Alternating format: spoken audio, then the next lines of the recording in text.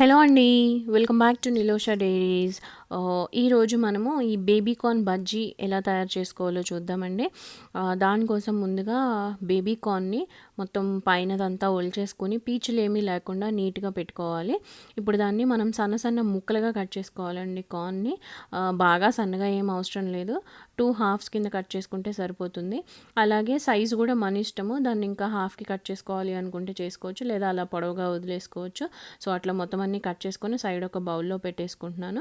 తర్వాత ఒక బౌల్‌లో ఒక 2 టేబుల్ స్పూన్స్ మైదా, అలాగే ఒక 2½ టేబుల్ స్పూన్స్ వరకు శనగపిండి అండి. శనగపిండి మాత్రం ఒక హాఫ్ టేబుల్ స్పూన్ ఎక్కువ తీసుకుంటున్నాను. అలాగే ఒక 2 టేబుల్ స్పూన్స్ కార్న్ ఫ్లోర్, అలాగే ఒక చిటికెడేమో వంట సోడా ఉంటుంది కదా అది.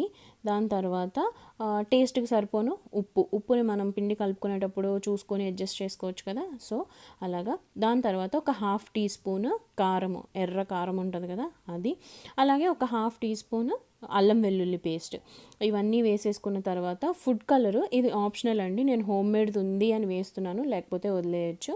ఆ తర్వాత ఇవన్నీ మనం ఒకసారి అలా కలిపేసుకొని ఇప్పుడు వాటర్ పోసుకుంటూ మనం బజ్జీల పిండికి ఎలా కలుపుకుంటామో నార్మల్గా, అంటే మిరపకాయ బజ్జీలు అలా బజ్జీల పిండికి ఏ పోరింగ్ కన్సిస్టెన్సీలో కలుపుకుంటామో సేమ్ అట్లానే కలుపుకుంటూ ఉండాలండి. వాటర్ స్లోగా యాడ్ చేసుకుంటూ కలుపుకొని మనం కట్ చేసి పెట్టుకున్న బేబీ కార్న్ ఉంది కదా అది కూడా ఇందులో వేసి కలిపేసుకొని వాటికి ముక్కలన్నిటికీ బాగా పట్టేలా కలుపుకొని మూత పెట్టేసి ఒక 10 నిమిషాల పాటు పక్కన వదిలేయాలండి.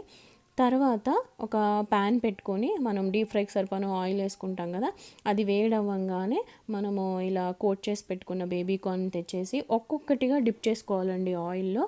అన్నీ కలిపి వేసేసామంటే ఒకదానికొకటి అంటుకుపోయి కార్న్ ఫ్రై అవ్వకుండా పచ్చి పచ్చిగా అలా ఉండిపోద్ది అనమాట.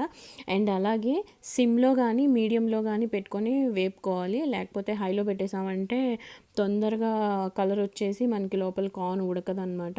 సో ఇలా సిమ్లో పెట్టుకొని 2 సైడ్స్ ఫ్రై చేసుకున్న తర్వాత ఇలా గోల్డెన్ బ్రౌన్ కలర్లోకి వచ్చేస్తాయి కదా మనకి, అప్పుడు సైడ్కి ఒక ప్లేట్లోకి తీసేసుకోవచ్చండి.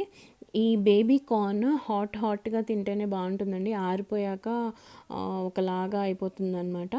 సో నేనైతే హోమ్ మేడ్ కెచప్తో సర్వ్ చేసేసుకున్నాను దీన్ని.